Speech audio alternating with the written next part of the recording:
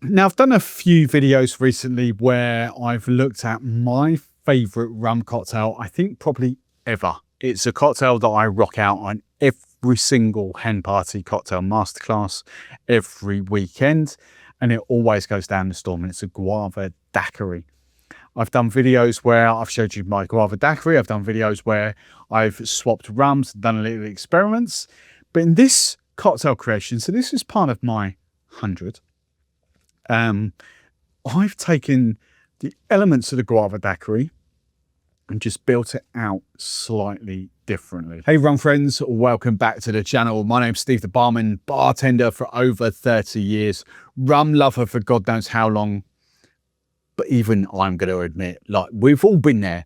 It was Captain Morgan and Kraken for a certain amount of time in Sailor Jerry. Don't tell me it wasn't, because we were.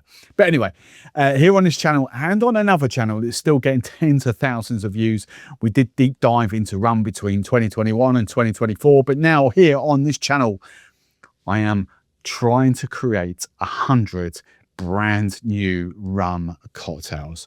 So if you like the sound of that, it's a big old subscribe button that you can sort of hit and keep track of my progress.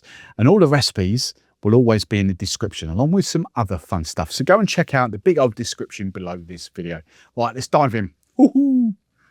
Right, so this recipe I've called the Sorrel and Sakura. That should give a game away to the two big flavors in there. Sorrel, if you don't know, hibiscus, Sakura, cherry blossom. Now, the rum I have picked out here is the mezcal. The rum scale. So it's Ron Colón. So it's Worthy Park Jamaican rum blended with El Salvador rum. And then this one is, so it's a 66% blend of that, then a 33% blend of mezcal. Yes. So we're diving in. 45 ml, 1.5 ounces of the rum's cow. Now, because that is 40, I forget what it is, 49.5% rum. I think the 45 ml of that will suffice. I don't need to go it anymore. So lime juice, whether you're using freshly squeezed, if you're lucky enough to have proper fresh limes. If you like us here in the UK, that the limes are 2, 3, 4, 5, 10 weeks old before you get hold of them, lime juice, best way, squeezed within hours of being picked. 30 ml. Then my sweetness is coming in two forms. Obviously, this is the base of my Guava Daiquiri, if you like. I'm going for my REA L Guava there. So just 10 ml. And then that's going to be complemented by my homemade, the one and only thing that I actually make myself at home, because I can't be bothered, hibiscus syrup. And the reason I make hibiscus syrup is actually because all the hibiscus syrups I taste here in the UK are not great, to be fair. So I just make it myself with my own Turkish Frona. Our good old boys at Frona in Turkey, they're dried hibiscus, which is actually really tasty. So I make my own. There's no spice in this because I prefer to spice up if I want to later. So this is just purely hibiscus syrup.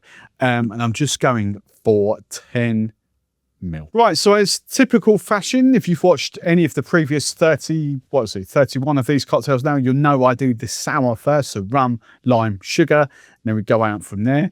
So now we're going on to the modifiers, and I've got my Asuki, but the cherry blossom now. Cherry blossom and guava, cherry blossom and hibiscus is obviously going to work.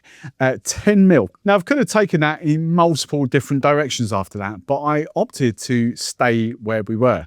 So I'm not doing anything else to it.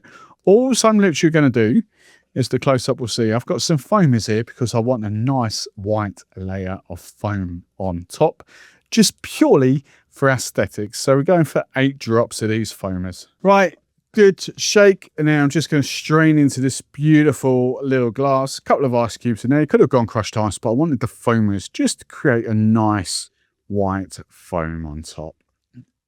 Jar, I've got to say, wow. Wow, wow, wow.